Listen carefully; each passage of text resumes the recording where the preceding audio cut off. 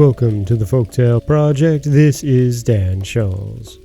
Today we have our final story from Legends of the Rhine for the week, and it's a story that is awful familiar based on the previous tales.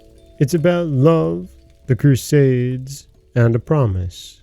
But this ends very differently from our previous tales. This is the Foundation of Castle Sponheim. The following legend tells us about the origin of Castle Sponheim in the valley of Rhine. Once, a knight of Ravensburg was eagerly wooing the beautiful young Countess of Heimburg, but there was a serious obstacle in his path to success.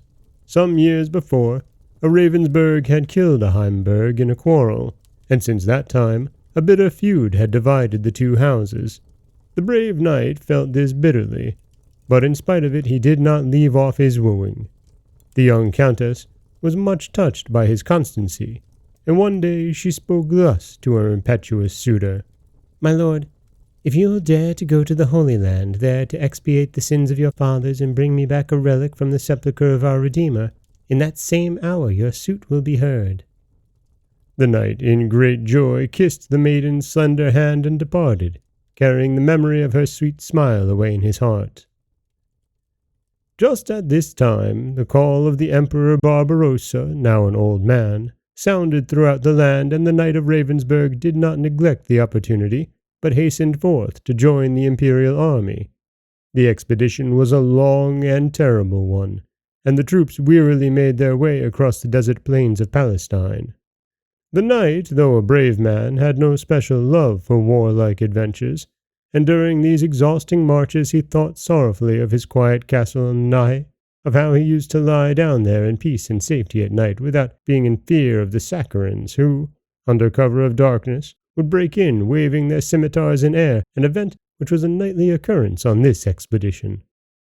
Ravensburg, however, fought bravely in many a battle, and after the deaths of Barbarossa and his son he joined the army of Richard the Lion-Hearted. Through all this anxious time he never forgot his dear one at home, and his longing for her became stronger every day, until it seemed to get beyond endurance. King Richard was called back to England on some urgent state affairs, and the Knight of Ravensburg was among the few companions in arms who embarked with him. The brave knight was very happy, and while the king's ship was sailing along the coast of Greece and up the blue Adriatic Sea, he would often stand on deck and weave bright dreams of the future. Sometimes, when no one was near, he would pull out a little black ebony box set with precious stones, on which a woman's name was written in golden letters.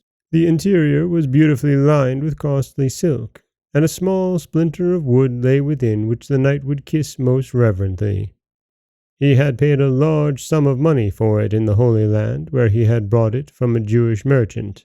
This man had sworn to him that this fragment was from the cross to which the Son of God had been nailed.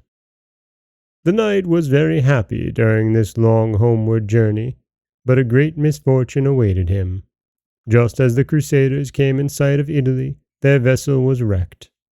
The King of England, the Knight of Ravensburg, and a few others were saved with great difficulty and brought to land. But our poor knight was inconsolable. He had held the precious little box high above him in the water, but a mighty wave had torn it from him, and on opening his eyes, he found himself on shore. The holy relic had saved him, but he had lost his treasure, and now all hope of his promised happiness was gone. One day, a weary and dispirited crusader returned to the castle of Heimburg. He announced his arrival to the young countess most humbly, but she, her lovely face lighted up by a bright smile, hurried to meet the knight whose sunburnt countenance betokened great hardships. She listened silently to his mournful story, then, raising her beautiful head, she asked, "Was not the little box set with precious stones, and was not my name in golden letters on it?" "Yes, noble lady," said the knight, the bitterness of his disappointment newly awakened.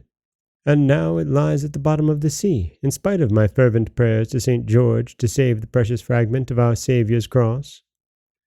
The Countess beckoned to a page, and after a few minutes the boy brought her on a velvet cushion a little black ebony box, set with precious stones with a woman's name written on it. The knight uttered a cry of joyful surprise, for he recognized the jewel at once. "Entreat the holy patron of knighthood to pardon you," said the Countess with a smile.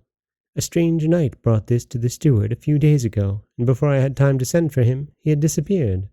"It was St. George himself," whispered the knight, crossing himself piously, "which proves that the fragment really belonged to the Holy Cross." Then he bent his knee before his charming mistress, who, with a deep blush on her cheeks, gave the man she had long but secretly loved love's first kiss.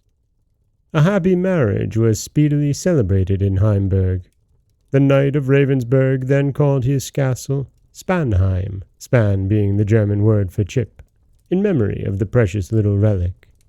This name was later on corrupted into Sponheim. And that is the Foundation of Castle Sponheim, a true love story coming out of Germany and the Crusades. And I really enjoy this tale. It's a perfect way to end the week, I think. This is Dan Scholz from the Folktale Project. Don't forget that you can subscribe to the podcast on Apple Podcasts, Stitcher, Google Play, Overcast, anywhere you like to get your podcasts. You can follow us on Twitter at Folktale Project. You can find us on Auto Radio, TuneIn Radio, iHeartRadio, Spotify, anywhere you like to listen.